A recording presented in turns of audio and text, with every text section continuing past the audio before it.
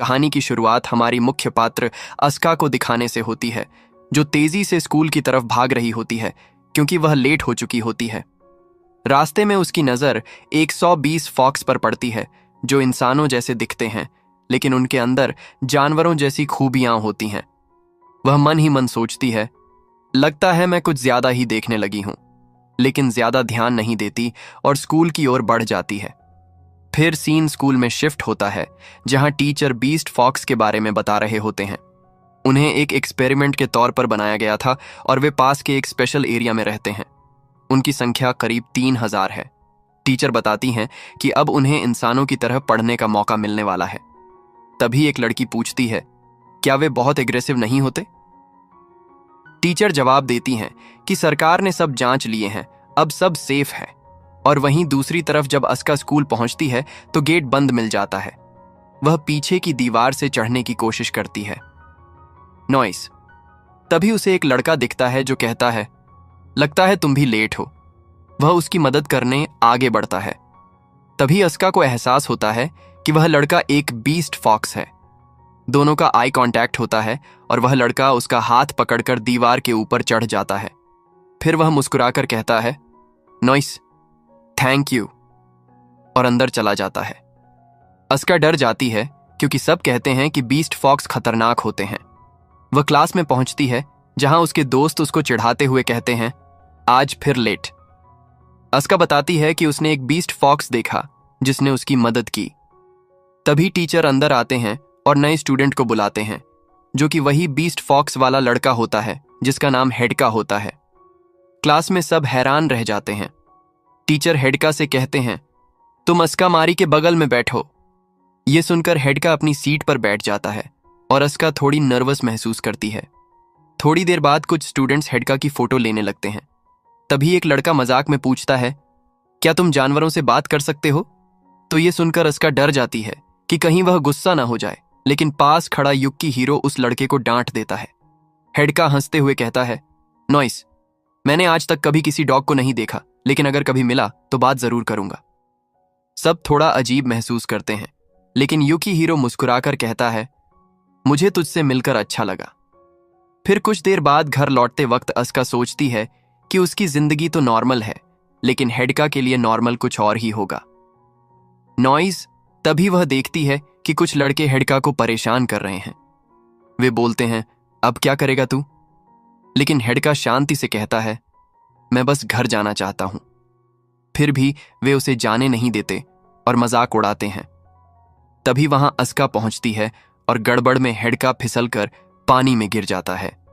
Noise Aska बिना सोचे पानी में कूद जाती है क्योंकि उसे लगता है कि बीस्ट फॉक्स को तैरना नहीं आता। वह उसे बाहर निकालती है। हेडका पूछता है, तुम ऐसा क्यों कर रही थी? अस्का जवाब देती है, मैं बस मदद करना चाहती थी। यह सुनकर हेडका की पूंछ हिलने लगती है नॉइस, और वह जल्द से उसे कंट्रोल करता है। वह अस्का से बोलता है, जिंदगी में पहली बार किसी ह्यूमन ने मुझे धन्यवाद कहा है। फिर धीरे से कहता है, लोग हमें एग्रेसिव या पागल समझते हैं, लेकिन हम भी बस एक सेफ्टी चाहते हैं। तभी हेडका को छींक आने लगती है। अस्का उसे अपने घर ले जाती है ताकि उसे सर्दी ना हो। तो वहीं अस्का की मॉम हेडका को देखकर हैरान हो जाती हैं। हेडका कहता है, मैं अपने घर चला जाता हूं, लेकिन अस्का जिद करती है कि वह रुके। अस्का की मॉम कहती हैं, वो नदी बहुत गंदी थी, जल्दी फ्रेश हो जाओ। इसी दौरान हेडका घर के डॉग के साथ खेलने लगता है और डॉग को वह बहुत पसंद आता है। यह देखकर अस्का छिपकर मुस्कुराती है और सोचती है, वह सच में बहुत अच्छा इंसान है। इसके बाद हेडका कपड़े बदलने जाता है। तभी अस्का उसके पास आती है और बोलती है। हेडका मैसेज उतारता है और अस्का शर्म से लाल होकर वहां से भाग जाती है। नॉइस। हेडका बोलता है, शर्माने की जरूरत नहीं है, तुम यहां आ सकती हो। नॉइस। अस्का कपड़े धोने लगती है, लेकिन बार बार हेडका की तरफ देखती रहती है और सोचती है, इसकी बॉडी तो सच में कमाल की लग रही है। ओहो, मैं क्या सोच रही हूं। वह डिटर्जेंट उठाने की कोशिश करती है, लेकिन हाथ नहीं पहुंच पाता। हेडका उसे उठा देता है और गलती से दोनों की नाक टकरा जाती है। नॉइस दोनों शर्म से पीछे हट जाते हैं। अस्का भागकर बाहर चली जाती है और बाहर आकर अपनी नाक को छूती है। वहीं नहाते वक्त हेडका भी अपनी नाक को छूता है और सोचता है, अस्का सच में बहुत अच्छी लड़की है। दोनों का दिल तेजी से धड़क रहा होता है। फिर कुछ देर बाद हमें हेडका अपने इलाके में दिखाया जाता है, जहां बाकी बीस्ट फॉक्स उससे सवाल पूछ रहे होते हैं। ह्यूमन कैसे होते हैं? क्या उन्होंने तुम्हें बुली किया? वो लोग तुम्हारे साथ कैसे पेश आए? हेडका इन सवालों से परेशान हो जाता है। सच कहें तो उनका इलाका भी काफी अलग था। हर जगह सिक्योरिटी गार्ड्स और दीवारें थीं। नॉइस इसके बाद स्पोर्ट्स क्लास में हेडका को दिखाया जाता है। वह सच में बहुत अच्छा खिलाड़ी था और सब उसकी स्किल देखकर हैरान थे। बास्केटबॉल टीम के प्लेयर्स खुश थे कि वह उनके साथ है। अस्का सोचती है, उसे देखना अच्छा लगता है। वह उसके एब्स की तरफ देखती है और शर्म से लाल हो जाती है। नॉइस उसकी फ्रेंड बोलती है, मुझे लगता है तुम उस बीस्ट पर्सन को देख रही थी। अस्का शर्माते हुए बोलती है, नहीं, ऐसा कुछ नहीं है, मैं उसकी तरफ नहीं देख रही थी। उधर कुछ स्टूडेंट्स बातें कर रहे होते हैं।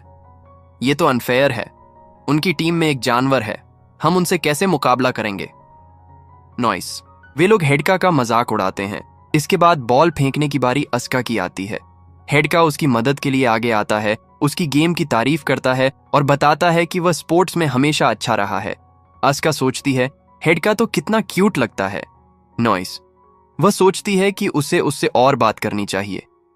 तभी अचानक कुछ चीजें अस्का के ऊपर गिरने लगती हैं, जो कि कुछ स्टूडेंट्स ने जानबूझकर टैप लगाया होता है ताकि हेडका को फंसाया जा सके। लेकिन कुछ देर बाद हम देखते हैं कि हेडका ने अस्का को बचा लिया था। वह पूछता है, तुम ठीक तो हो ना? नॉइस अस्का कहती है, हाँ, मैं ठीक हूं। लेकिन हेडका के हाथ में चोट लग जाती है। अस्का तुरंत उसके हाथ पर पट्टी बांधती है ताकि इन्फेक्शन ना हो। वह कहती है, हमें बाहर जाकर डॉक्टर को दिखाना चाहिए। हेडका जवाब देता है, बीस्ट फॉक्स के लिए अभी कोई डॉक्टर नहीं है। नॉइस। वह बताता है कि उन्हें अपना इलाज खुद ही करना पड़ता है। यह सुनकर अस्का सच में हैरान हो जाती है, क्योंकि यह बात सच में बहुत अजीब थी। हेडका बताता है कि यही वह कारण है जिसके चलते वह स्टडी करना चाहता है। वह कहता है, मैं चाहता हूं कि जल्दी से एक अच्छा डॉक्टर बन जाऊं ताकि अपने साथियों की मदद कर सकूं। नॉइस। वे आगे कहता है कि इंसानों को लगता है कि वे बहुत ज्यादा एग्रेसिव हैं। इसके बाद अस्का सोचने लगती है कि उसने हेडका के मन की बात सुनी और वह चाहती है कि उसकी इच्छा किसी तरह पूरी हो जाए और उसके रास्ते में कोई रुकावट ना आए। फिर अस्का कहती है, तुम्हें हमेशा परेशान नहीं रहना चाहिए। नॉइस। वह समझाती है कि इससे हेडका थक जाएगा और पढ़ाई पर भी असर पड़ेगा। वह पूछती है, क्या पता मैं तुम्हारी कुछ मदद कर सकूं? हेडका पूछता है, आखिर तुम मेरी मदद क्यों करना चाहती हो? अस्का जवाब देती है, क्योंकि हम फ्रेंड्स हैं ना, इसीलिए। इसके बाद अस्का को एहसास होता है कि उसने शायद कुछ ज्यादा बोल दिया है। वह थोड़ा घबरा जाती है और गिरने वाली होती है, लेकिन हेडका सही वक्त पर उसे पकड़ लेता है। तभी वह पूछता है, क्या तुम सच में मेरी फ्रेंड बनना चाहती हो? सच कहूं तो यह सुनकर मुझे बहुत अच्छा लगा। अब दोनों के बीच का माहौल बहुत अच्छा हो जाता है, लेकिन तभी अचानक हेडका को कुछ होने लगता है। नॉइस उसे अस्का के शरीर से एक अलग सी खुशबू आने लगती है, शायद वह उसके परफ्यूम की थी। अब हेडका थोड़ा एग्रेसिव होने लगता है। वह अस्का की गर्दन को चाटने लगता है और अपने ऊपर बिल्कुल भी कंट्रोल नहीं कर पा रहा होता है। वहीं अस्का डर जाती है और सोचती है, आखिर ये क्या करने की कोशिश कर रहा है? नॉइस।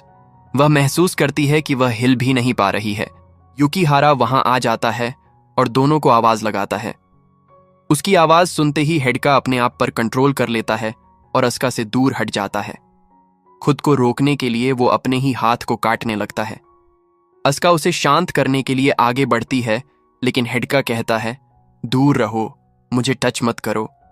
फिर वो बोलता है, प्लीज माफ करना, मैं तुम्हारे ऊपर कुछ ज्यादा ही एग्रेसिव हो गया था। तभी युकीहारा दरवाजा खोलता है। हेडका उसे धन्यवाद कहकर वहां से चला जाता है। युकीहारा कुछ समझ नहीं पाता, जबकि अस्का सोचती है, सच में उस वक्त मैं बहुत डर गई थी।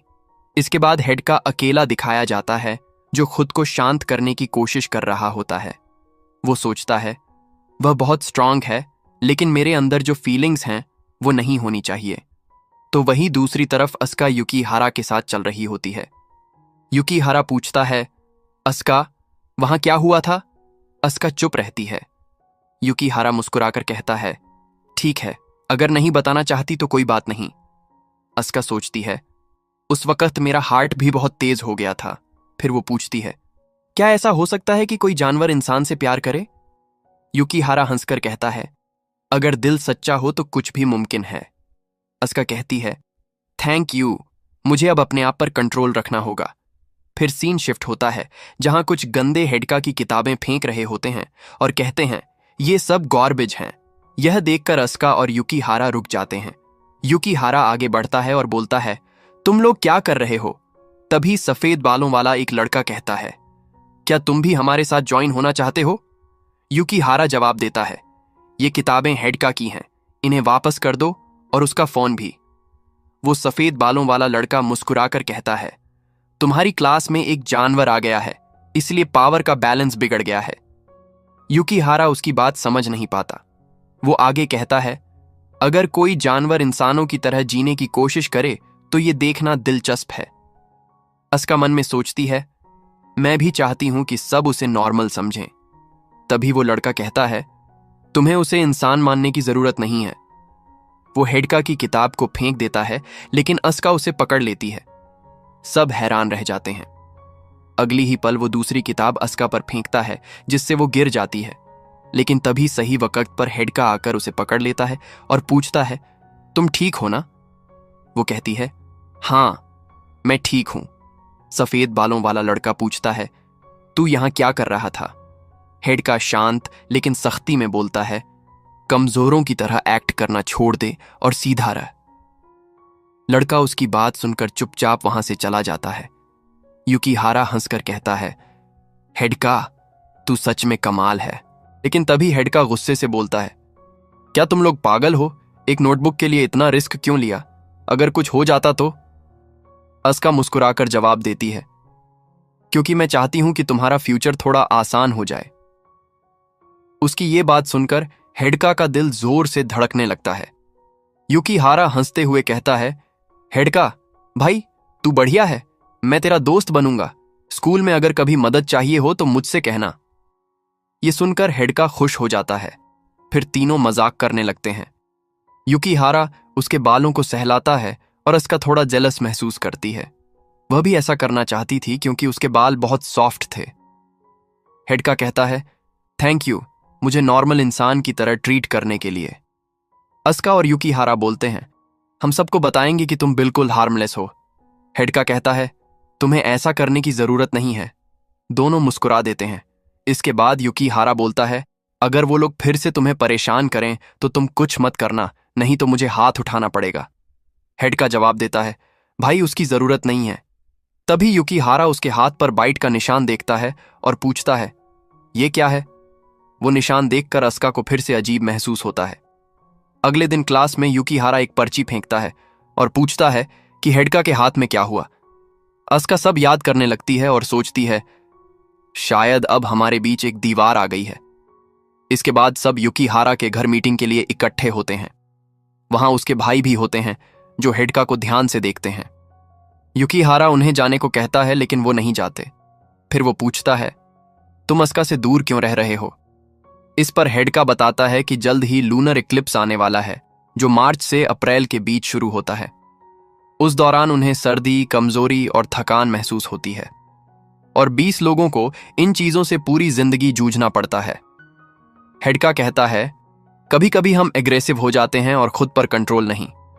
युकिहारा कहता है, मैंने तो सुना था इंसान और जानवर ज्यादा घुलते नहीं। तभी सच्चाई सामने आती है। हेडका असल में एक बीस्ट और ह्यूमन के प्यार से पैदा हुआ बच्चा था। उसने कभी अपने पेरेंट्स को नहीं देखा। यह सुनकर अस्का खुश होती है। मतलब वो कोई एक्सपेरिमेंट नहीं है, इसलिए बाकी बीस्ट जैसा नहीं।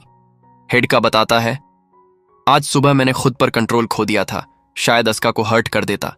युकिहारा समझ जाता है, तो यही वजह है कि तुम अस्का से दूर रहना चाहते हो। अस्का अंदर ही अंदर कंफ्यूज थी, रहना भी चाहती थी और दूर भी। तभी युकिहारा कमरे से बाहर निकलकर दरवाजा लॉक कर देता है। बाहर से कहता है, चलो देखते हैं तुम खुद पर कंट्रोल रख पाते हो या नहीं। हेडका घबराता है, ऐसा मत करो, लेकिन अस्का कहती है, हमें कोशिश करनी चाहिए। बाहर युकिहारा सोचता है, लगता है अस्का को हेडका पसंद आने लगा है। अंदर हेडका कहता है, तुम्हारी खुशबू बहुत स्ट्रांग है, मुझे डर है मैं कुछ गलत न कर दूं। लेकिन अस्का कहती है, मैं गिव अप नहीं करूंगी। ये सुनकर हेडका शर्माता है। बाहर से युकीहारा पूछता है, सब ठीक है ना? हेडका बोलता है, हाँ, मैं अब थोड़ा कंट्रोल करना सीख गया हूं। फिर वह मुस्कुराते हुए कहता है, क्या हम दोस्त बन सकते हैं? अस्का हाँ में सिर हिलाती है। दोनों खुश होते हैं और साथ वक्त बिताने लगते हैं। अब युकीहारा समझ जाता है कि वह कबाब में हड्डी है, तो वह अपने भाइयों के साथ बाहर चला जाता है। अंदर हेडका उसके बालों को छूता है। तुम इतनी प्यारी हो कि खुद को शांत नहीं रख पा रहा। अस्का शर्मा कर कहती है, क्या मैं भी तुम्हें टच कर सकती हूं? वह उसके बालों को छूती है। तुम बहुत सॉफ्ट लग रहे हो। हेडका कहता है, ऐसे मत करो, मुझे अजीब लग रहा है। दोनों थोड़ा पीछे हटते हैं। फिर अस्का कहती है, क्या मैं फिर से टच कर सकती हूं? और हेडका इजाजत दे देता है। बाहर युकीहारा सोचता है, अंदर इतनी चुप्पी क्यों है? अंदर हेडका कहता है, क्या मैं तुम्हारे गाल टच कर सकता हूं? अब दोनों के बीच एक प्यारा लेकिन नाजुक पल था। अस्का सोचती है, उसका हाथ कितना गर्म है। लेकिन तभी हेडका फिर से कंट्रोल खोने लगता है। वह अस्का को टाइटली पकड़ता है और कहता है, मुझे नहीं पता मुझे क्या हो रहा है, लेकिन तुम बहुत क्यूट लग रही हो। अस्का के मन में आवाज आती है, आई लव यू हेडका। और तभी हेडका खुद को रोक नहीं पाता। वह अस्का को बिस्तर पर गिरा देता है और फिर से उसे लिक चाटने करने लगता है।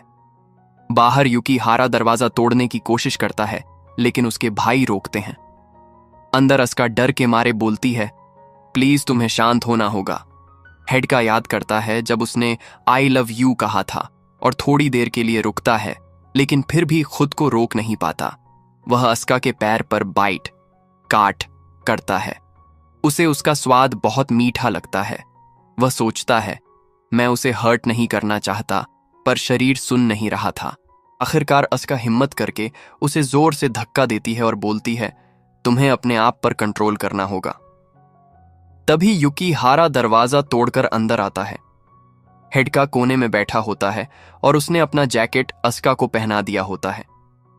युकीहारा माफी मांगता है क्योंकि उसकी प्लानिंग गलत साबित हुई। उसके भाई भी डर गए थे। अस्का बोलती है, माफी मत मांगो, मुझे यकीन है कि हेडका ठीक हो जाएगा। लेकिन हेडका कहता है, शायद मुझे अब तुम लोगों के साथ नहीं रहना चाहिए, अस्का खतरे में पड़ सकती है। लेकिन फिर बोलता है, लेकिन अब मुझे उम्मीद मिली है, मैं कोशिश करूंगा कि ऐसा फिर कभी ना हो। युकीहारा हंसते हुए कहता है, भाई, अब तो हम स्कूल में खूब मजे करेंगे। सबके चेहरे पर फिर से मुस्कान लौट आती है। अस्का भी उनके साथ हंसती है, लेकिन उसके दिल में अब भी हल्की सी उदासी रह जाती।